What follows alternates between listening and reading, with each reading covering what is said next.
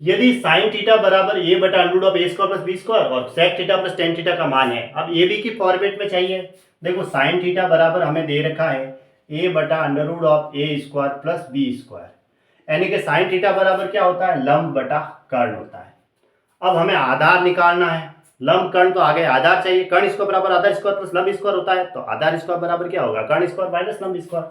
तो आधार का स्क्वायर बराबर कर्ण का स्क्वायर, इसका स्क्वायर करेंगे तो स्क्वायर से अंडर रूट कैंसिल हो जाएगा, ए स्क्वायर पर बी स्क्वायर माइनस लंब का स्क्वायर यानी ए का स्क्वायर प्लस ए स्क्वायर से माइनस ए स्क्वायर कट गया, तो ए स्क्वायर बराबर क्या आया, बी स्क्वायर, तो ए बराबर क्या आएगा, बी आएगा, यानी कि आधार का स्क्वायर बराबर बी स्क्वायर, तो आधार बराबर क्या होगा, इसका अंडर रूट लगेगा, स्क्वायर से अंडर रूट कैंसिल, आधार बराबर बी।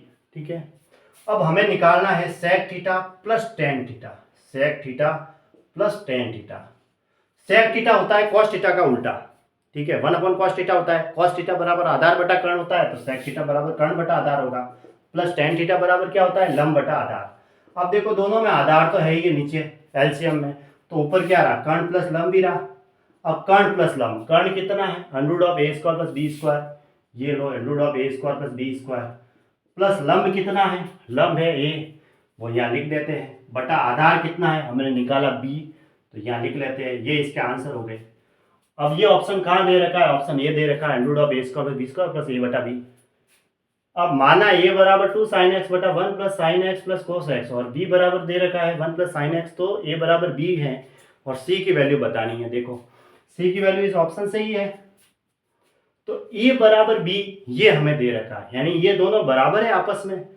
तो मैं क्या करता हूँ कि x की वैल्यू है वो 90 डिग्री ले लेता हूँ, तो साइन 90 की वैल्यू 1 होती है और कॉस 90 की वैल्यू 0 होती है। नीचे 0 नहीं रखना है, मतलब 0 का भाग देने पर अनंत नहीं होना चाहिए, ऐसे वैल्यू रखेंगे। तो x बराबर मैंने 90 डिग्री रखा, तो a बराबर, दोनों बराबर भी है, इसने कहा a बराबर b है, तो दोनों को बराबर भी कर देते हैं। 2 साइन 90 की वैल्यू तो हो गई 1, 1 प्लस साइन 90 की वैल्यू तो 1 हो जाएगी, और कॉस 90 की वैल्यू 0, और c बटा 1 प्लस साइन 90 की वैल्यू 1 है।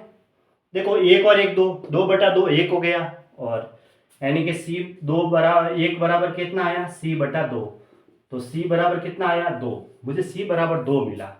ठीक है, क्योंकि 2 को 1 से गुणा करेंगे तो 2 आएगा। अब वो सी बराबर 2 किस ऑप्शन में आएगा, अगर मैं पहले ऑप्शन ये सॉल्व करूँ तो 1 माइनस एक्स की जगह हमने 90 डिग्री लिया है, साइन 90 की वैल्यू तो 1 होती है और कॉस 90 की वैल्यू 0 होती है, तो ये तो 1 आ गया जो कि 2 के बराबर नहीं है।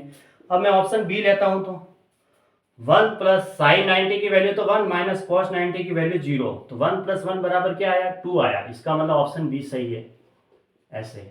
ठीक है, ऑप्शन बी सही है, ये हो गया, इसका मतलब ऑप्शन बी है वो सेटिस्फाई कर दिया, ऑप्शन बी सही है।